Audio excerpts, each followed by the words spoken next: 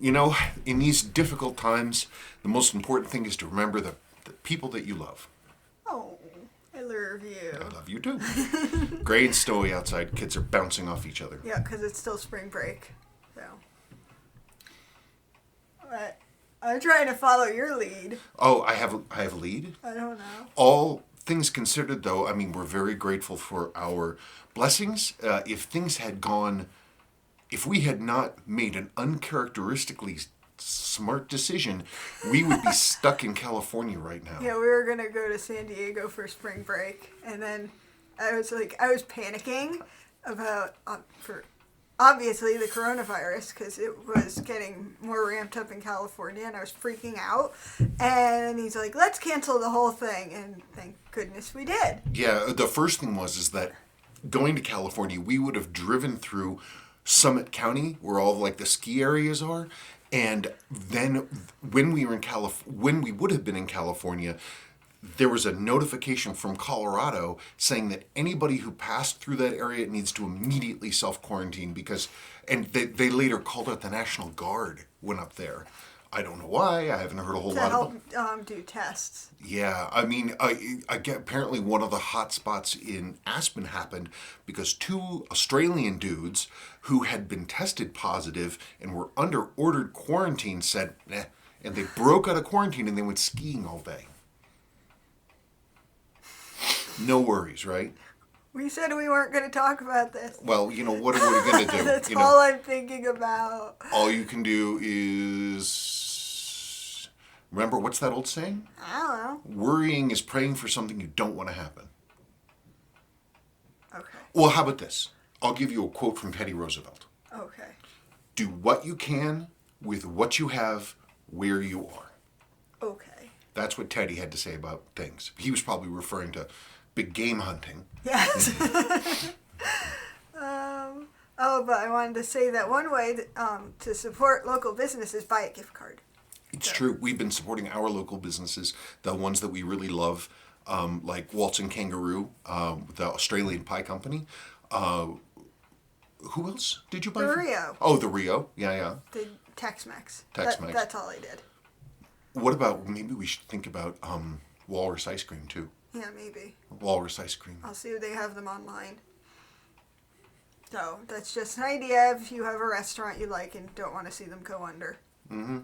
Try to support your local businesses. Oh, and we did the kids' toy store. Yep, we went to the kids' toy store, though I've been convinced that we're going to get deathly ill from going there, but whatever. Yeah, I went to the supermarket yesterday and I wore masks so that I wouldn't touch my own face, and I think I was frightening people. I laughed when you sent me the picture. Should we insert the picture? Sure. Okay.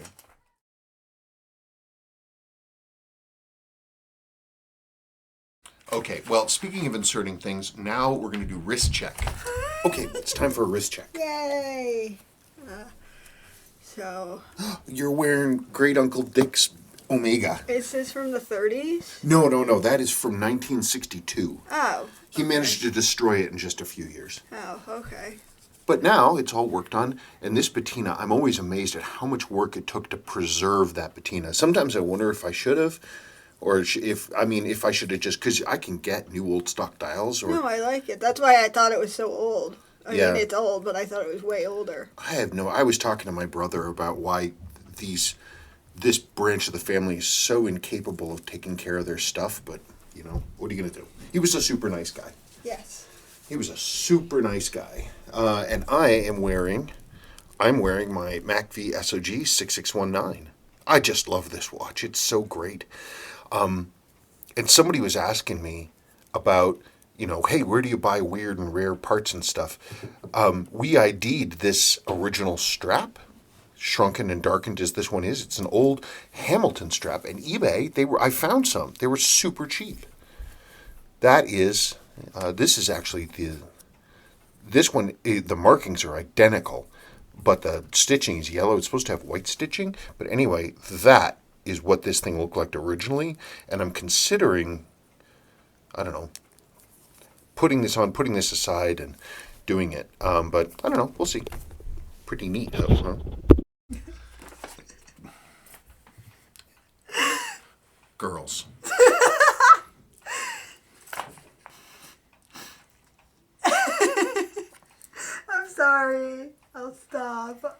That's my age. We'll live. Let's get on with it. Well, no, I wanted to say something that I wanted to Look get. at that dude's Jeep. That dude's Jeep is cheaping it. I was looking for a watch from the 30s. That's why I was like, oh, it's from the 30s. But all I could find was pocket watch conversions.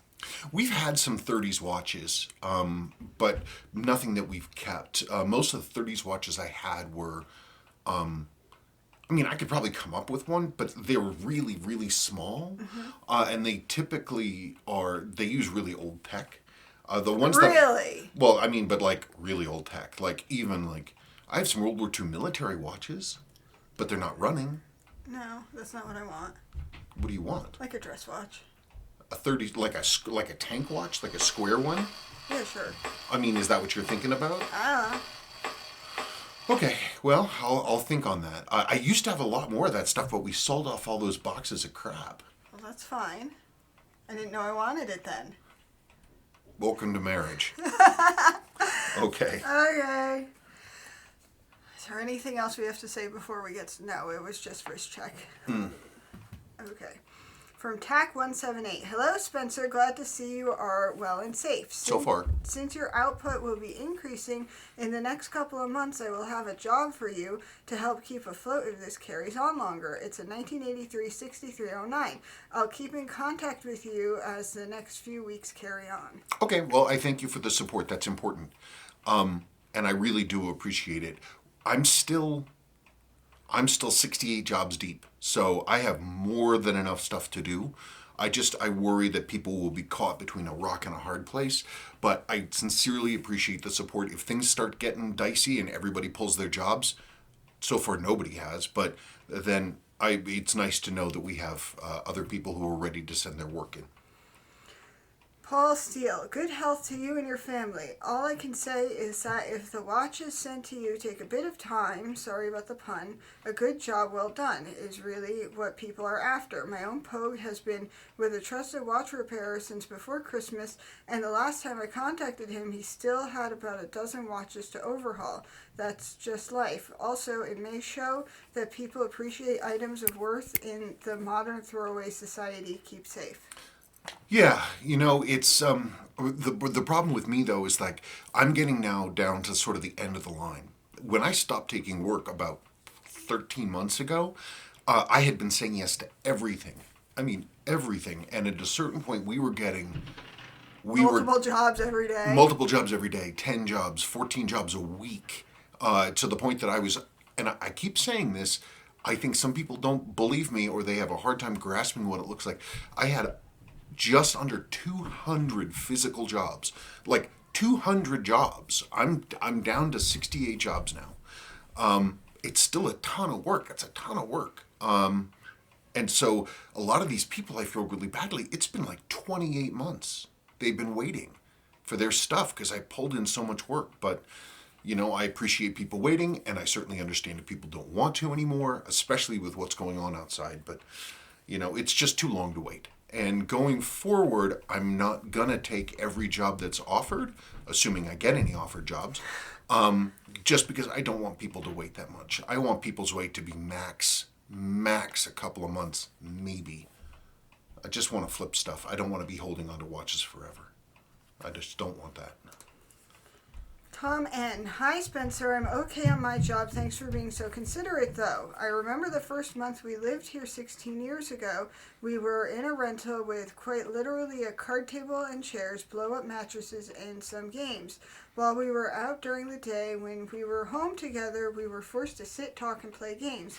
It was a memorable experience. We didn't have smartphones, so not sure if you could pull that off now, but hopefully you can spend some time with your family. P.S. We just discovered the New York Times No Knead bread. Quite sinful how good it tastes. Take care. Yeah, we're going to have to figure it out because the kids are bouncing off the walls. Not only are they out of school, but we have a blizzard going on. Yeah, and school was canceled, so I have to be a homeschool teacher. They're going to have remote learning for all, like the older kids, junior high, high school, that kind of stuff. But for the little ones, we're still not sure what that's going to look like, though the state is coming up with solutions. As for no-knead bread, Here's a picture of, we found a new recipe for no-knead bread, and we've tried it now twice, and it's fantastic and it's simple. Here's a picture.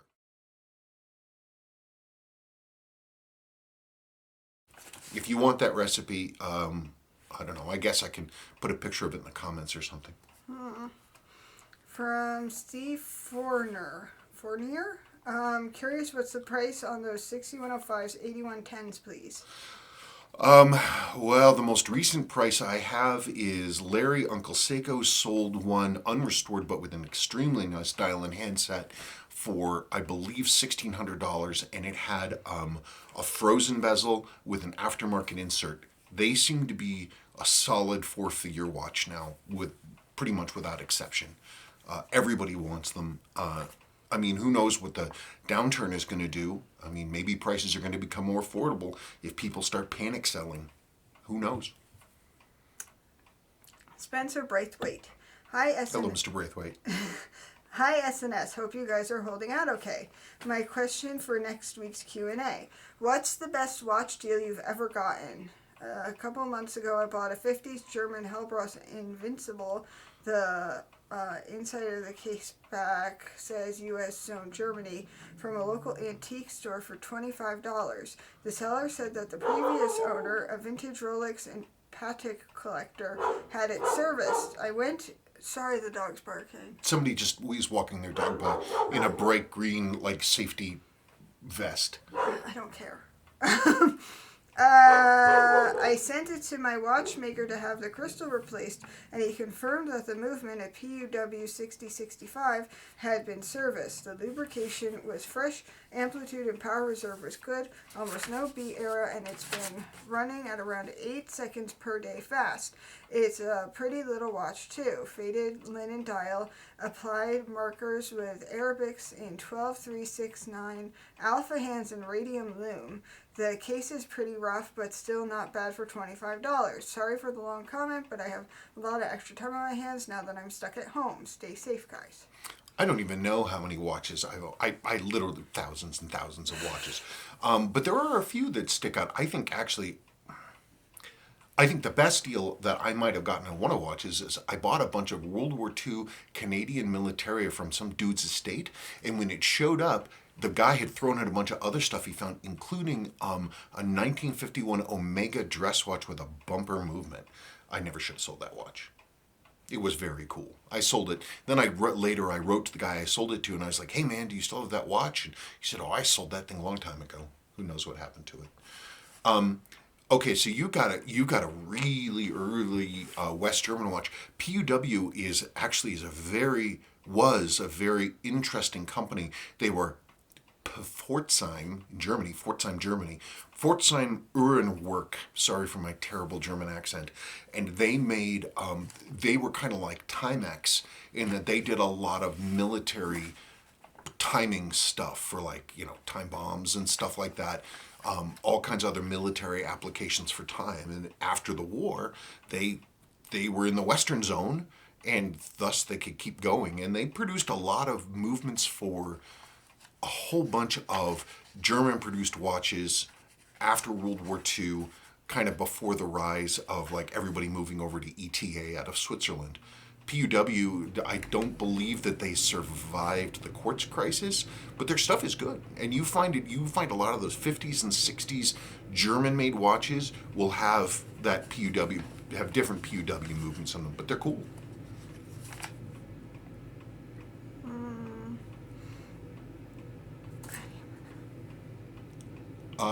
A. Ing.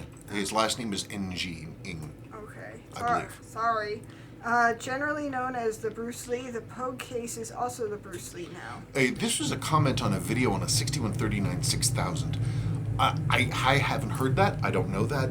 Bruce Lee's, as far as I understand it, are only the slim case 6139 6010s speed timers, but that case style without the internal rotating ring. This other one, the only thing I know is that people call it the Sever after Francois Sever, the race car driver who died at Watkins Glen, New York.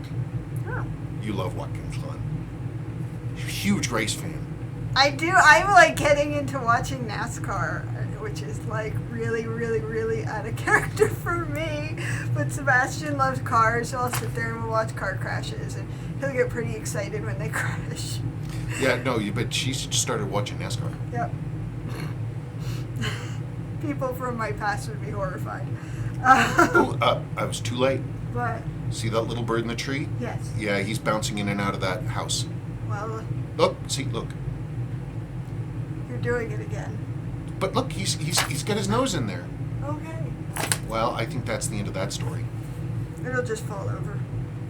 Andrew L. recently purchased one, no idea what, on eBay and had a question about the movement within the 6309. If it has the Seiko 5303 movement, is that usually a clear sign that it is real? He's asking about a 6309 diver. I'm deeply confused. The Seiko 5303 is a tiny women's movement. So I would need to know, if you have a picture of your movement, send it to me. From Yogev Barshavit. Hello, I have one from 1979. My question is regarding the friction between the head and the bezel. He's asking about the second generation Golden Tuna 7C43 7009. Is there supposed to be a nylon washer spacer between the head and bezel? Can you recommend a part number and where I can get it? It's a rubber gasket there. It's a big O-ring gasket, and I did find it for you. You can get them. It's 0C3880BO2. So that again. 02. Yeah, 0C3. I'm sorry. 0C. 0C3880B02. I have a few. I don't generally sell parts, but Google around. You should be able to find one. If you're just at a loss, let me know, and maybe Sabrina can sell one to you. But they're not terribly cheap. Garrett Jansen. Sweet, my question was answered. If there is a scotch you enjoy, Ralph has probably reviewed it. I don't like scotch. I did when I was a drinker. He's had a few side discussions on... I haven't fallen down though recently. It's what I always think about. Anyway, go on. He's had a few side discussions on Wabi Sabi, which is where my mind made the connection. One, yes, the 7F22 is a tank style, but with second time zone and date subdials. I was wearing it today at work to frame my international calls. I could do without the gold-plated case, but it's a product of its era. Are you leaving? No. Oh. Why are you holding binoculars? Why not? Okay. 2, yes, I am aware that the...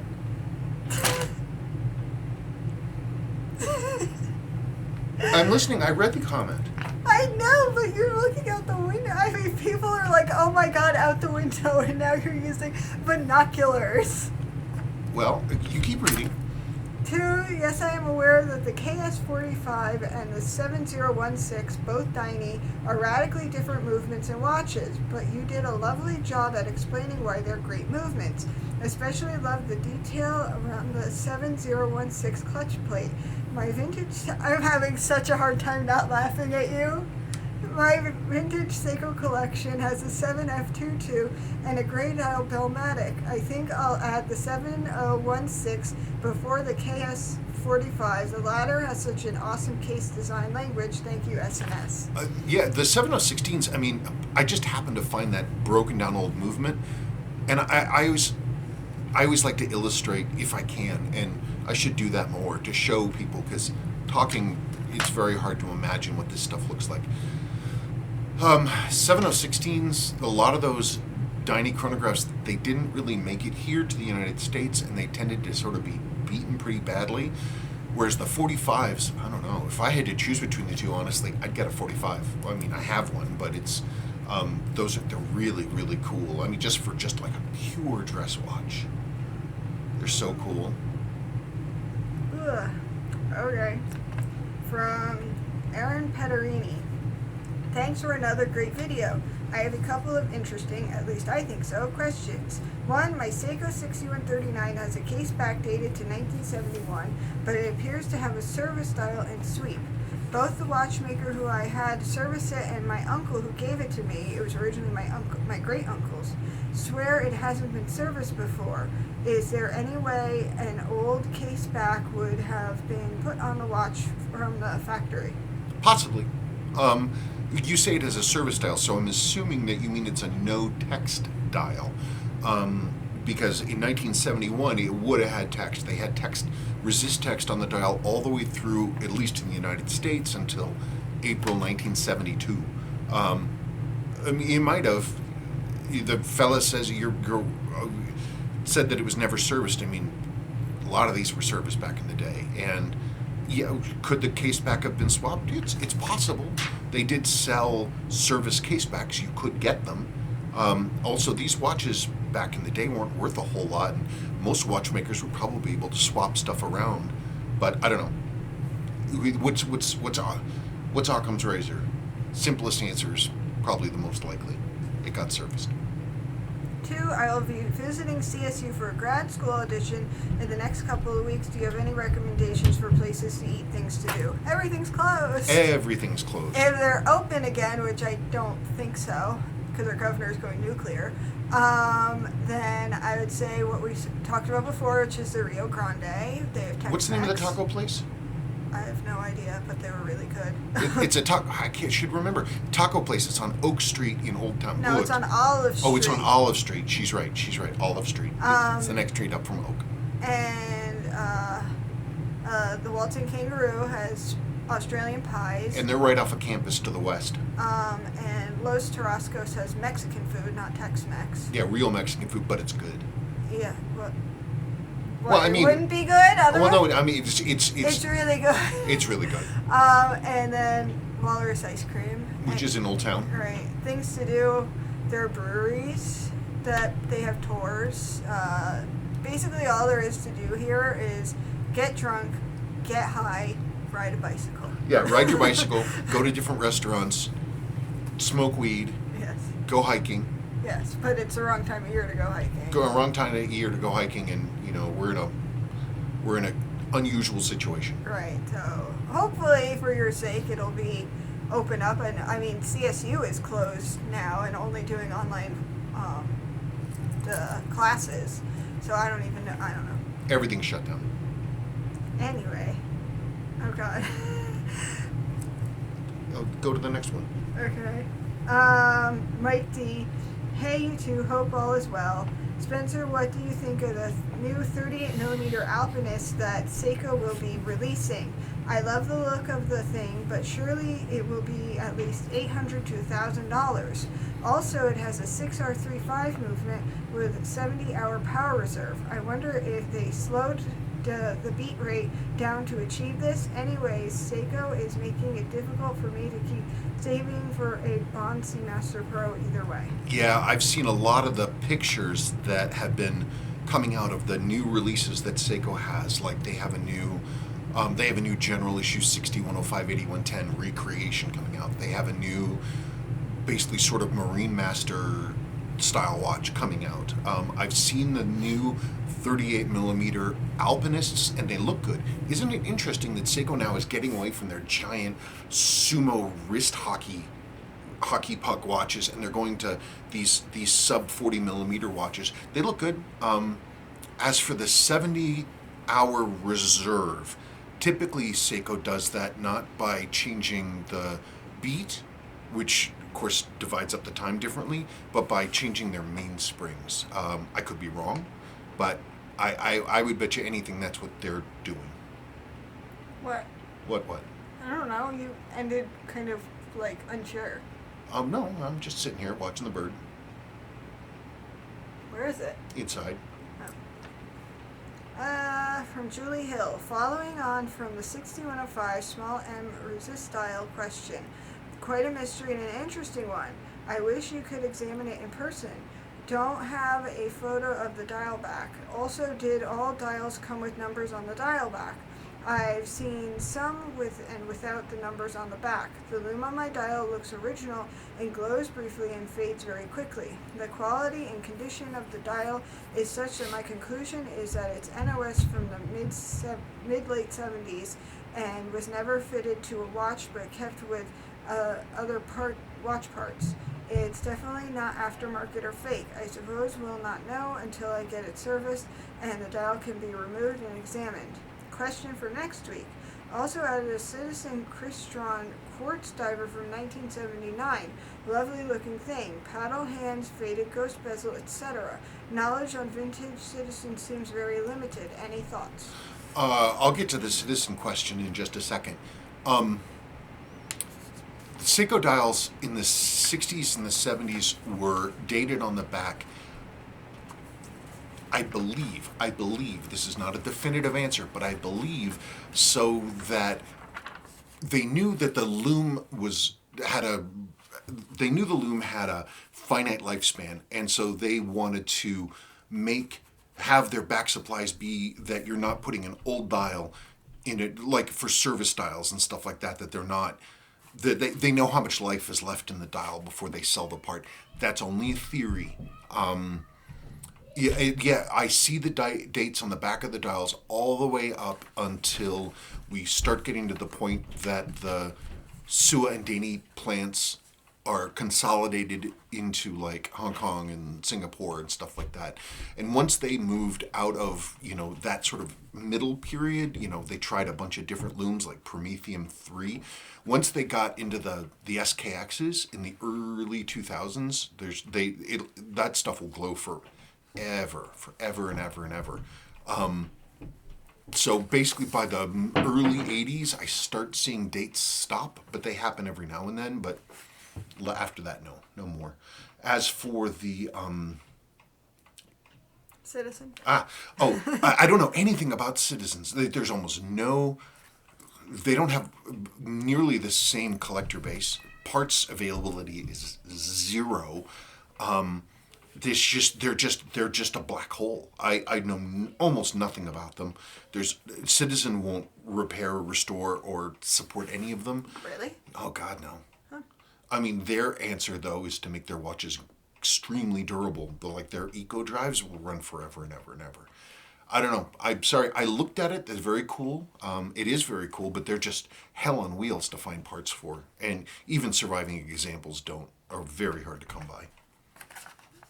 From Nacho Valenti. Hi, Spencer, Sabrina, and Kevin. I'll give my best to Kevin. He's always with us. In spirit. Yes. If not in person. Ask for the next mail call. I would like to know your opinion about ceramic bezels and if you think there are many advantages as they say about aluminum ones. Thank you for making us enjoy and learn so much from your videos, and even if you deny it, you are the master. I don't know. I know certain things, but all I know is that there's so much that I don't know. He retains information very well. Sometimes. A lot of the time. Whenever the kids ask me a question about something, I have no idea. I'm like, whatever. I was like, go ask Daddy, and he can... Yeah, but I mean, how much of it is bullshit? And you just curse. Oh no, BS. I don't know. I always have to watch myself to make sure, because I'm willing to throw out an answer because my brain will come up with a scenario and say, oh, this is why and this is why. It's dangerous because I will assert things that if I don't stop myself and really examine what I'm saying, I'll say, well, that might not be right. And so, I speak with confidence sometimes when I absolutely should not. So I'm always trying to remind myself that I don't know very much at all. Oh, well, I would like to think you know about watches. Some. But again, I'm always finding out things I don't know. Like, I was asked a question by Super Cruise about pivot polishing, and there's a whole bunch of different ways to do it. And so I do it one way, but it's kind of a crude way. And there's all kinds of other ways to do it, like using a J-Cot polisher. And it's a really incredibly weird piece of machinery, and I don't have one. And there's ways to do it, and it depends on what you mean by polishing. And I don't know, it's just... You just hit my tea. No, I hit my water. What was the other thing? Oh, it was on a newspaper page. Was it? Ceramic bezels, I don't know the first thing about them. The only thing I've heard is that because obviously they're ceramic, which means they can crack and break. The nice thing about aluminum is that it, obviously it flexes and it has a different kind of ability to resist wear or hold wear. I mean, I think it's the difference between, in many ways, the difference between a hardlex crystal and a sapphire crystal. Sapphire will hold until it won't, and then it shatters and it's gone. Whereas hardlex will sort of, over time, it'll soften up and it'll scratch, but it'll never break. So, I don't know. I always associated ceramic bezels with being more sort of, I don't know, less tooly watches. But that's just my prejudice. From A Fekri. I noticed that most vintage Seiko collectors tend to favor Suwa watches, but looking at my collection, it's about 75% Daini and 25% is Suwa. I just like the Daini design and their chronographs much more. In your opinion, why do you think collectors prefer Suwa over Daini, and in specific, why are the 6130 blanks Suwa chronographs more popular than the 701 blanks Daini chronographs? Talking about BSing my way through an answer. This is all theories. This is your opinion, though. This is my opinion. So here's my opinion. I have a few theories. One is that here in the United States, Daini chronographs, Daini watches were far, far less. Hey, that door got knocked off its hinge. Daini chronographs were not imported nearly as much here as Suwa. I don't know why, but that seems to be the case. I mean, this seems to be all the way back to like watches that were in Vietnam. PXs seem to sell almost primarily Suwa. I don't know why. The Daini stuff, from my experience, what I've been able to see seems to have gone more to the Pacific Rim, Southeast Asia, that kind of thing. Like, they didn't really come here.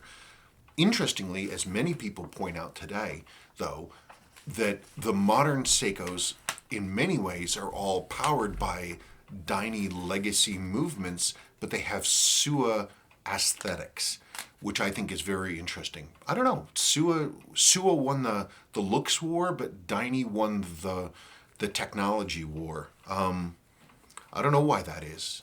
I don't know. Suwa, I mean, the people think of Seiko, they whether they know it or not, they think of Suwa. And that's the way that it is. What's up? Oh, I'm hungry. You are? Yep. Uh-oh. You don't want her to get hungry. She gets a headache. And I get irritable. Testy. She gets pretty tetchy. Great English word that almost no one uses anymore. Okay. From Skurber, I got a SARB, S-A-R-B, 0. Do you want to take a break so you can go get a snack? No, because then my children are going to attack. Well, no, you can get snacks from right over there. Why don't we take a break and let her snack something? And we're back. I ate a fig bar. And Milo's here. What? What? Okay. Okay, I was reading that one. Yeah. Okay, from Skurber. I got an SARB 033 with the 6R15D movement, and after 1 month, the movement would only run for about 5 seconds at a time and then stop. Never was dropped or magnetized. I brought it to a well-known watchmaker in my area, and he said it was a balance issue. He repaired the balance, and the watch still intermittently paused, just much less than before. Nevertheless, it was losing 10 to 20 minutes a day. Watchmakers can't seem to figure it out. I've now spent $150 on repairs when the watch was $400, so to spend any more fixing it doesn't make any sense. My first Seiko, and as much as I love a lot of their watches, I will not be buying one again, unless I can manage to afford a Grand Seiko at some point, haha. My 2824, which runs plus minus 2 seconds a day, has never had a single hiccup. Yeah, the quality of those ETA movements has never varied, whether I get a replacement movement from a parts house or a modern watch that has that movement in it. They're just bulletproof. And Seiko's stuff is just like hit or miss. I would ask, did the watchmaker, did he just tinker around with like the balance and stuff, or did he do a full service? Because that is what the answer that I would be curious to know about. I actually have a SARB 035 here, and I've been looking at it because I have more time now that we're stuck at home, and I was considering, a customer he had sent it to me to look at, and it had the same problems as what you're talking about, and he, like you said, you know what, I'm just not impressed, at all. I don't even want the watch back. Just keep it. And that was years ago, and it's been sitting here, and I've been considering actually just going and doing a full teardown to look at it.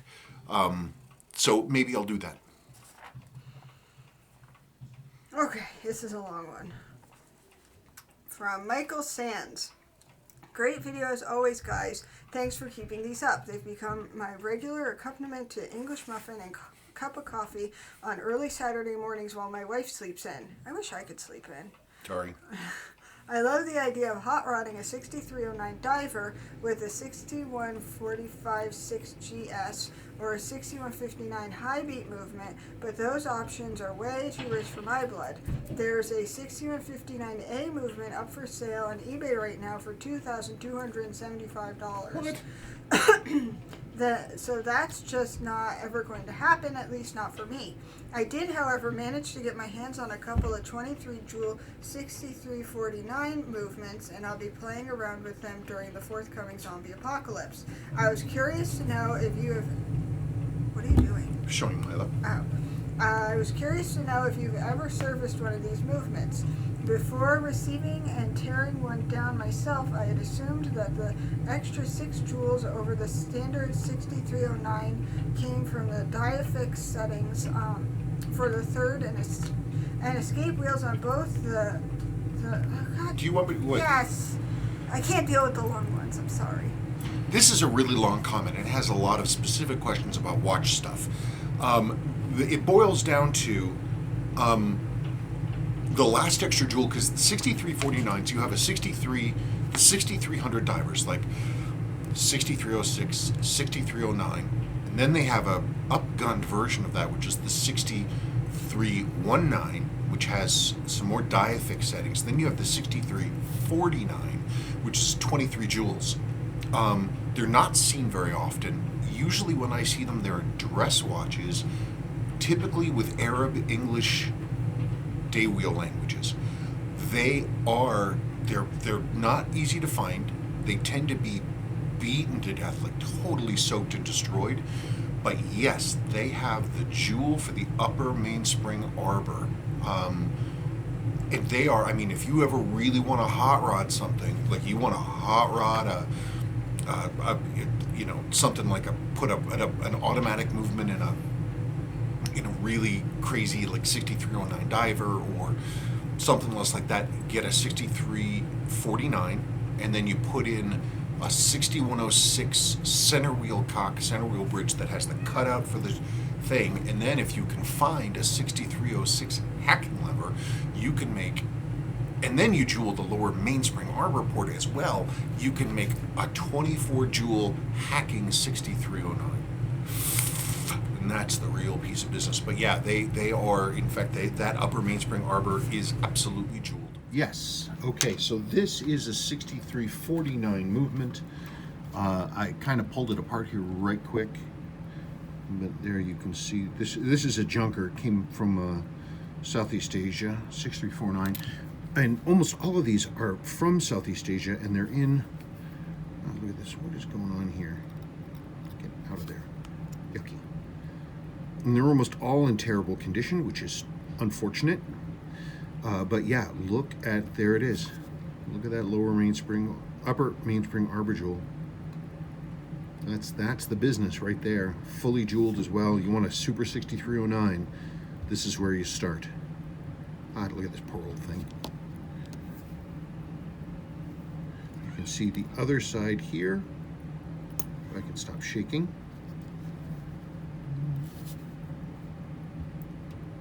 So diafix, non-diafix.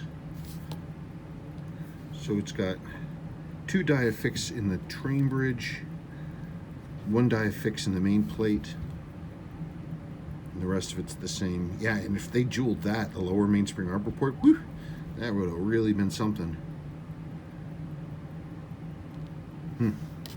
Cool. Wish I had 1,000 of them. Those things are cool. Too bad the ones I see are almost always beaten up. R. Ramirez. Interesting, Spencer. The Borealis microband watch company uses Viton and Tefzel gaskets, case back and glass. on some of their watches. Yeah, Viton's really interesting, and we've gotten a lot of buzz from people asking about the Viton. As soon as we get them in with all this coronavirus stuff, believe me, we will let you know. Hello, SNS. Oh, wait, from U2K Tube. Just acquired a wonderful Seiko Bellmatic 4006 7000. Wanting to replace the rubber seals, I found that the Australian eBay seller Hallow 8 has the... That's Adrian. Okay, I know.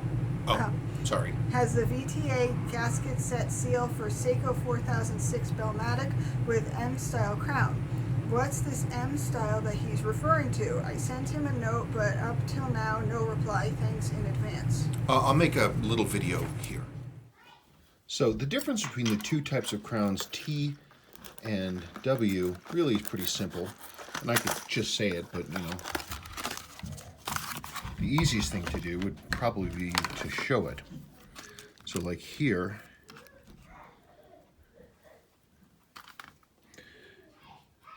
the way I think of it, basically, the way he describes it,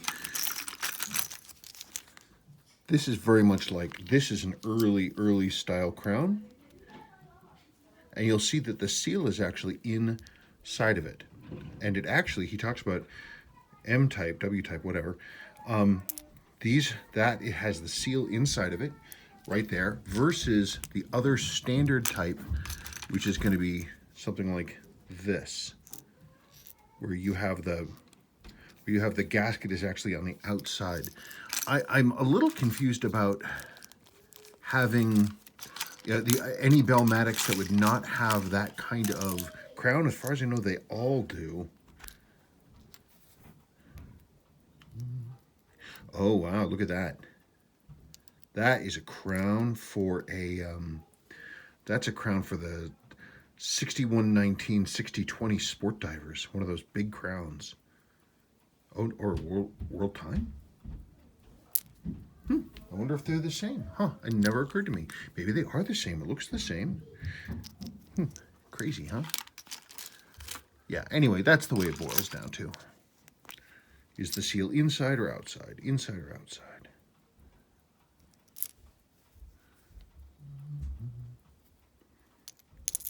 Ancient old stock. Most of the seals in these things are junk. Okay, I think that's it. Okay. Do I go to the next one? Yep. Okay.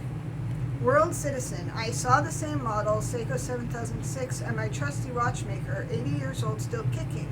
I'm very tempted to buy that watch. I just love the design. He serviced it, told me it's his most accurate automatic watch. That movement has a good reputation, right? Oh yeah, the 7006s are great.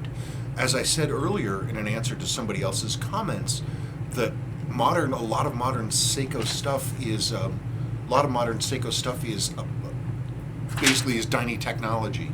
There's an army of children and parents walking by, and you're supposed to do 6 foot separation. 4 adults. How many children? There's like 6 kids. Anyway, so like an SKX 007 or any of the modern divers and stuff, they use a version of that 7006 movement. They're fantastic. They're fully jeweled. They're all metal. They're very simple, relatively speaking. They're strong movements. Yeah, they're great. And if they're serviced properly, they will give fantastic service. They're great. Sorry, people make me mad. Milo's not a people. No, and he has a tail. His tail is famous. Yes, it is. Okay. From Sam D. Is it true that the Seiko 4S15 movement is a remake or exact copy of a previous King Seiko movement? Yeah, the 5200 series with Daini, and yeah, they're great. Seiko basically went 1-to-1 and brought that one back. Randy Novick. Fascinating. So many things I've never seen you deal with before. Lovely watch too. This was a comment from Randy on the video restoration video for the 6139 6000 speed timer, the really early one. Yeah, that one had some wild pieces, but I'm grateful because I worry about the things that I do know that I've never documented, and that if I get hit by a bus, just nobody would know. Things that I have found out that are not documented anywhere, that as far as I know of, and I found out by trial and error, things that even Jonathan didn't know. And one of them is those indicator rings with early dial rings and late dial rings, and this is true even for the early sport divers and the later sport divers. The rings have the same exact part number, but they will not exchange. It's one of those things that, man, part of the reason I was happy that came up is I was able to talk about that stuff, talk about a rare piece of knowledge to have, and I just don't want it to stay there. You look so bored. No, I'm thinking about, because I saw our backyard neighbors talking to the other neighbors, and they all have a million kids, and I'm like, they're all not doing what they're supposed to do, and I don't because the backyard neighbor's husband is a physician's assistant, and I don't understand. Sorry, they put up a trampoline that can see in our backyard, and I've been really angry about it for a week. So anything they do is wrong. Okay. All right. Well, let's get on. Okay. From John Boy of Alaska. Hello, Mr. Boyarski.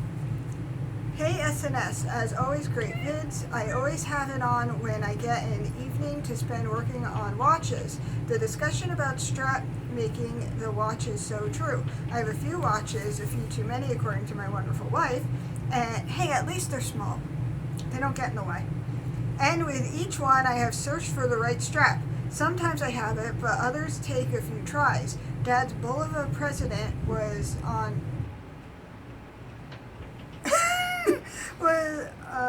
his choice of Speidel stretch bracelet, but I found a 50s Chrysler? Yeah, Chrysler Stellix. Chrysler, so like the car. Mm-hmm. That just No, that's a completely different spelling, but it sounds the same. No, that's what I mean. Right. I know it's different spelling. It's a homonym. That just makes it look so much better. It's true. The right strap really does make the watch pop. Do you have any that took a bit before finding just the right strap? Straps are always really tough. There's a couple watches I have that were designed to come with bracelets, to be on bracelets. Some of them I don't have the bracelets. Some of them the bracelet is too much. What? His little face. Well, what are you gonna do? Like I have my Sin ST103 chronograph was designed to be on a bracelet, but the bracelet's really stupidly expensive, and I can't find anything else that fits it. So I have it on a tan saddle leather strap with white stitching. It looks good. It was very hard for my Rolex Rupier 16753, and then I found a vintage, a really old, never used strap for a wire lug. So you've got to glue the ends together, new old stock, and that looks pretty good. I know, it's just tough. It's really tough, and I can't make recommendations for anybody else. What should I wear on this thing? It's whatever you like. Mm-hmm. From Adrian Hargreaves. Hi, Spencer and Sabrina. Still always watch your videos. Quick cue. Would you prefer a Sumo or a baby MM200? I have a Marine Master 300, but every time I buy one, I end up selling the thing due to the thickness, and it ends up sitting there unworn. Yeah, they're a really tall watch. If of the two, I would get the baby MM300 because the Sumo is just gigantic. It's way too big. I owned one, and I sold it almost immediately because it was so big. Daniel Blair. Spencer, you never said if the Warbly washer went... That's funny. Warbly washer? Well, it's because I called it the warpy washer. Oh. Wobbly washer or something. Went between the indicator ring and the seal holder on the early models. Is there one? Curious because I have a couple of these 0469 6139s and one doesn't. The other one has never been opened. Those really, this is again a comment on that 6139 6000 speed timer video. The really early ones, those first month models that came out of a number of those watches, Seiko, they were much slimmer. The case backs were lower. The supporting ring for the seal, crystal seal, was lower. The case was slimmer, and in those cases, no, they didn't have the little warpy washer that ran around to keep that ring in place. It wasn't necessary because the clearances are so tight. And again, a lot of those parts have the same part number, And so you wouldn't know unless you had the parts right next to each other, which I've done. You have the parts. And some of the differences on the underneath are incredibly tiny, like a fraction of a millimeter difference, tiny step in the bottom of that support ring is in one place, but in one model, but not on another. And if you have just random parts lying around and you're trying to put stuff together, I did this a long time ago. That's when you realize this stuff doesn't fit. Like it doesn't fit. Like you can't drop the crystal retaining ring on or the bezel on. You can't do it because there's too much stuff in there. But it all looks almost exactly the same. Until you get a caliper on it, there's almost no way to know. It's very, very challenging. Can be anyway. Hi. You're upsetting Milo. I am, well. I upset Milo.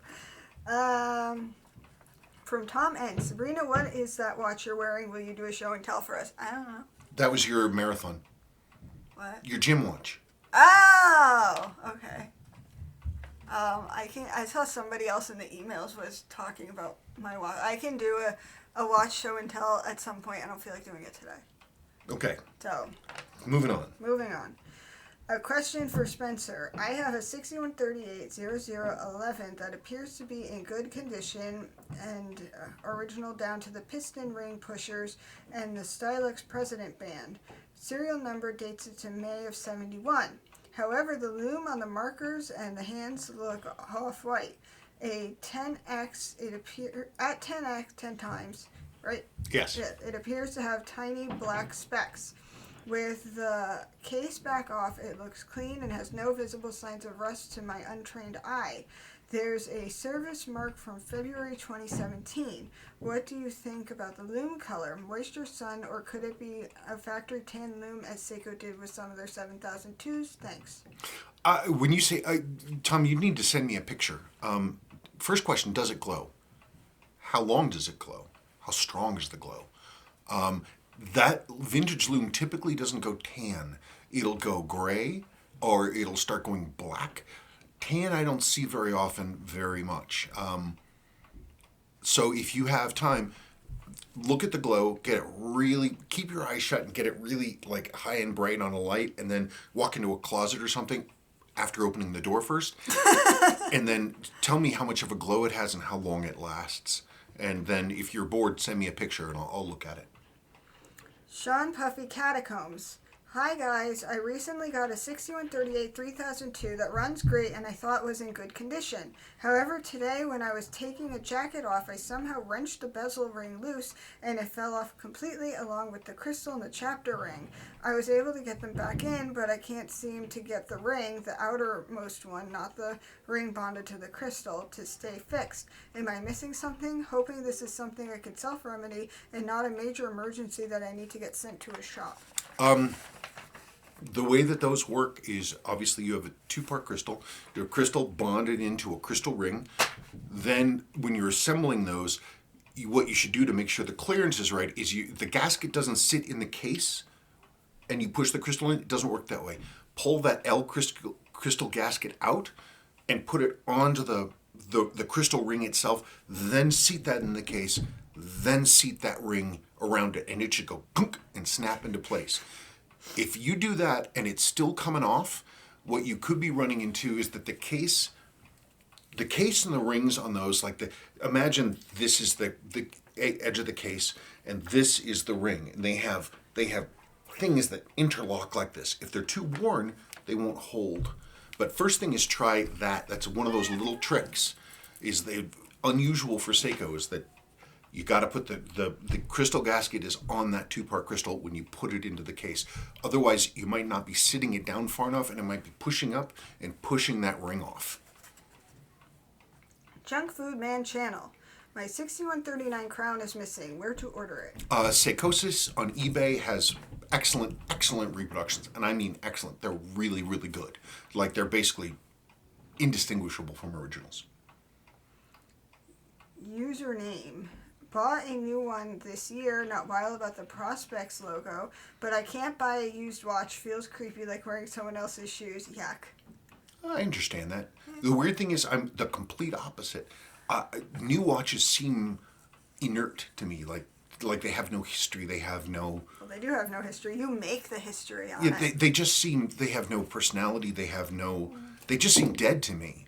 But then I grew up. His butt was on my teacup. I grew up in a world full of antiques and old things, and they had character and uniqueness, and that's what I like. But I certainly understand other people not wanting to wear someone else's shoes. I certainly get that. So it's, everybody has a different take on things. From Richard Jack, nice as usual. Do you have a video of how you get rid of the beat error, not on this particular watch, but on 6139s in general? First step is to have a time grapher. Without a time grapher, you're just whistling Dixie. Then the second thing is there are two levers on the balance.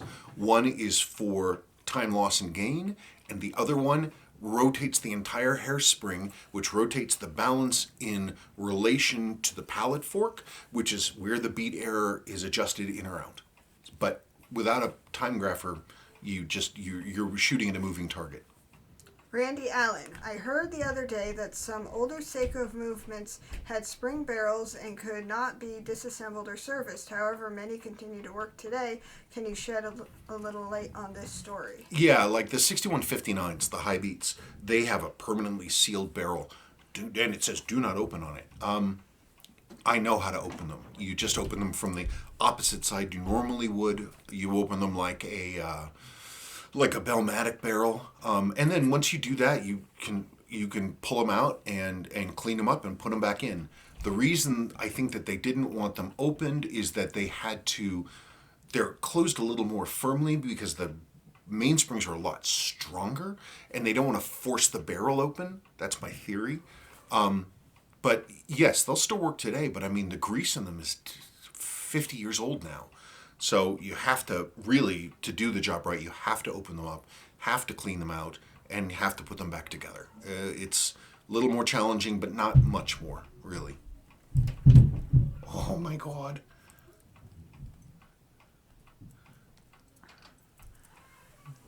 That's what was happening. Okay, here we go. Okay, last one. Last one. Gary Clark, Hands Across the Water from the UK. It's the only Wings song I like. Okay. That's all you had to say? Yeah, and Hands Back Across the Water to the UK. I hope everybody's going to be safe and everything's going to be fine. You know that song. Nope. Don't Hands sing. across the water. Water. Yes, I know that song. Okay, there's your tune. Somebody wanted a tune, you just got some. Yes. That's it. So it's Friday, it's pizza day. We're moving on in life. We're doing this super early, so it's not pizza for a very long time. Yeah, it's true. I don't know. I'm doing more work, so you're going to see more videos. And other than that, thank you again. And again, if you have a job here and your situation's getting a little dicey and you don't want to move ahead or you want to delay it or whatever, that's all fine. Just send me an email. Let me know what works for you. Whatever that answer is for you, I entirely support. I remembered something I wanted to say. So, eBay is me, not him. Oh, yeah. And when you email on eBay about a watch or something and you want to talk to him, you're actually talking to me. And eBay has this thing where you cannot put email addresses or websites into the messages or they will delete your account. So please, please, please, if you have something to say to him, go to kvw@kleinvintagewatchrepair.com and not me on eBay. Yeah, because if you message her on eBay about anything, she's just going to come to me and say, somebody messaged me on eBay, I'm telling them to email you. But you can't do that because the messaging system will flag that. Yes. So you're just shouting into the wilderness if you're messaging her about watches. Yes. So you can message me with questions about crystals. That's fine. Mm-hmm. But otherwise, don't bother. Okay, that's it. All right, thank you so much. Have a good weekend. Be safe. And, I don't know, make your own hand sanitizer. Yes. 91 to 99% isopropyl alcohol. Is it 1/3? Oh, aloe vera. With aloe vera. There you go. Okay, bye.